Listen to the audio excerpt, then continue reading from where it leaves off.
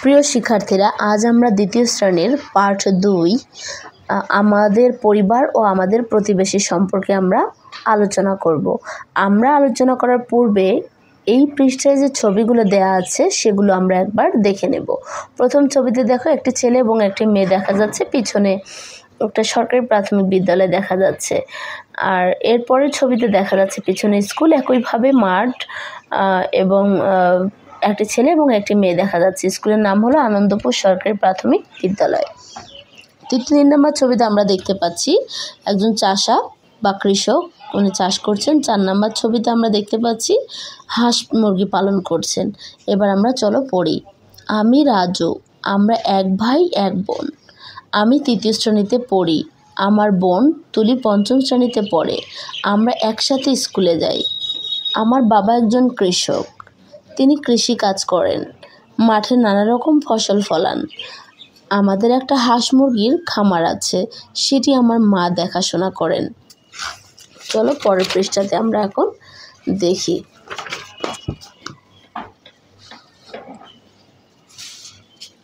কিন্তু আমাদের প্রতিবেশী মিতু আমাদের প্রতিবেশী। মিতুরা 2 বোন।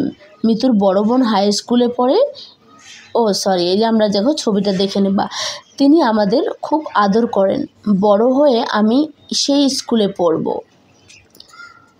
এরপরের আমরা অংশে দেখব মিতুর বাবার একটি বইয়ের দোকান আছে। দোকানের নাম পূবালী লাইব্রেরি। এই যে দেখো এখানে পূবালী লাইব্রেরি আছে, সেখানে মজার মজার বই পাওয়া যায়। মিতুর মা হাসপাতালে কাজ করেন, তিনি একজন নার্স। গ্রামের মানুষের অসুখ হলে তিনি সাহায্য করেন। আমরা ছবিতে একটা নার্স এবং একটি শিশু দেখতে পাচ্ছি, পিছনে একটি হাসপাতাল দেখতে পাচ্ছি। আমাদের চারপাশে বিভিন্ন পেশার আরও অনেক মানুষ বাস করে, সবাই আমরা মিলেমিশে থাকি। এই ছিল আমাদের পড়ার অংশটি। এখন আমরা সেই অংশ থেকেই শূন্যস্থান, শব্দার্থ এগুলো আমরা পূরণ করব। প্রথম হচ্ছে শব্দার্থগুলো দেখো। পঞ্চম অর্থ 5, ফসল অর্থ শস্য, খামার অর্থ যেখানে পশুপালন করা হয়, প্রতিবেশী অর্থ বাড়ির পাশে যারা থাকেন, নার্স অর্থ হলো সেবিকা, পেশা অর্থ হলো জীবিকা অর্জনের জন্য কোনো বিশেষ পেশা। তো এটা আমরা আগেই করে রেখেছি, তোমাদের জন্য সময় কম লাগে সেজন্যই। এবার খালি ঘর পূরণ করো বা খালি জায়গায় শব্দ বসাই। ফসল, খামার, মিলেমিশে, পঞ্চম, পেশা।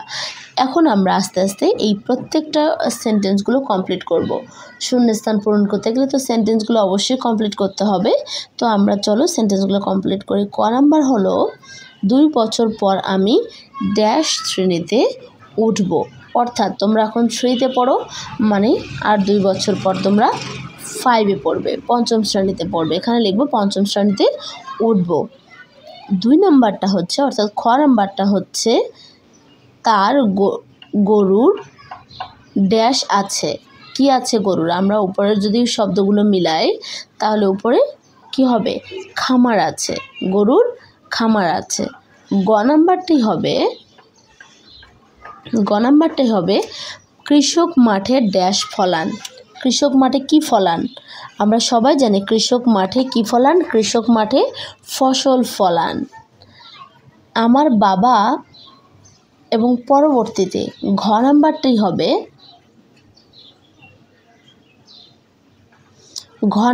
হবে আমার বাবার ড্যাশ কৃষি। আমার বাবার ড্যাশ কৃষি মানে আমার বাবার পেশা কৃষি। তাহলে ফাঁকা জায়গাটাতেই হবে পেশা কৃষি। আমরা সবাই, এটা আমরা আগে লিখে নিব, তারপরে আমরা কথা বলবো।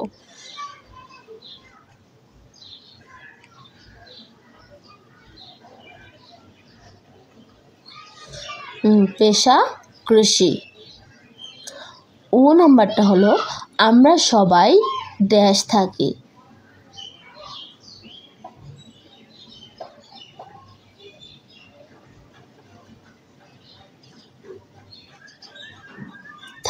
আমরা সবাই মিলেমিশে থাকি।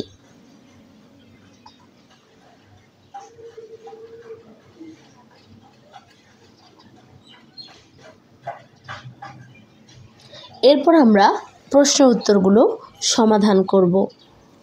চলো প্রশ্ন উত্তরগুলো আমরা দেখে নেই। প্রথম প্রশ্ন হলো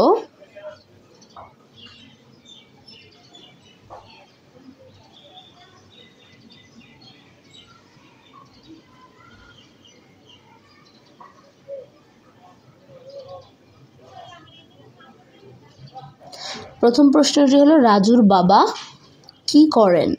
আমরা গল্পতে পড়েছিলাম, সেই গল্প থেকে আমরা বোঝার চেষ্টা করব যে রাজুর বাবা আসলে কি করেন। রাজুর বাবা কি করেন, দেখি তোমরাও পারো কিনা, তোমরাও গেস করবে এর মধ্যে। রাজুর বাবা কৃষি কাজ করেন। উত্তর হবে রাজুর বাবা কৃষি কাজ করেন।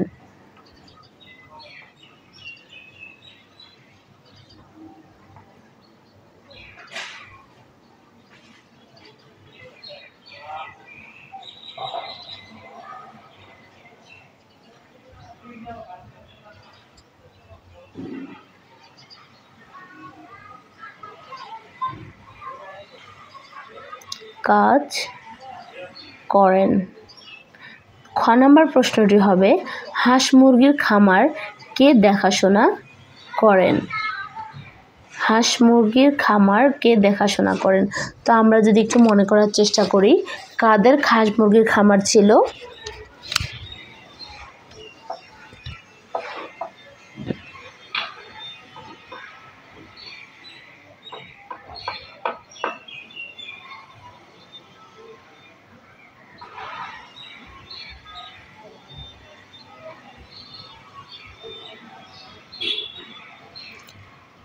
রাজুর মা হাঁস মুরগি দেখাশোনা করেন।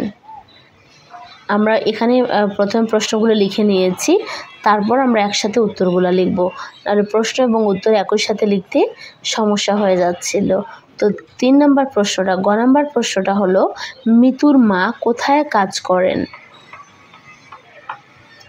তারপরের প্রশ্নটি হলো তিনটি পেশার নাম লিখো।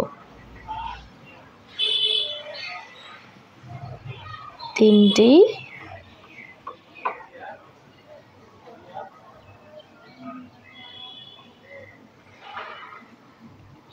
নাম লিখো। এবার আমরা লিখতে চলে যাব সরাসরি উত্তরগুলোতে। 2 নম্বর প্রশ্ন উত্তরে যাব। হাঁস মুরগির খামার কে দেখাশোনা করেন, এটির উত্তর আমরা প্রথমে লিখব। তাহলে হাঁস মুরগির খাবার কে দেখাশোনা করে, আমরা ইতিমধ্যে এটা জেনেছি। রাজুর মা হাঁস মুরগির খামার দেখাশোনা করেন।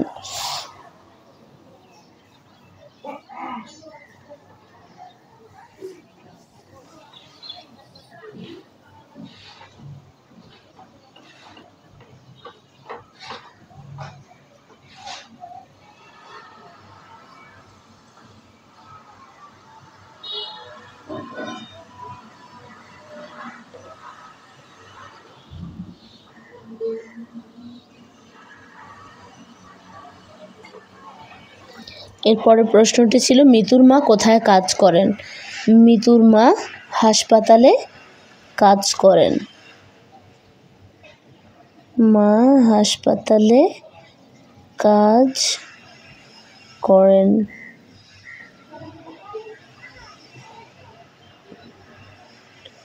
ঘ নাম্বারটি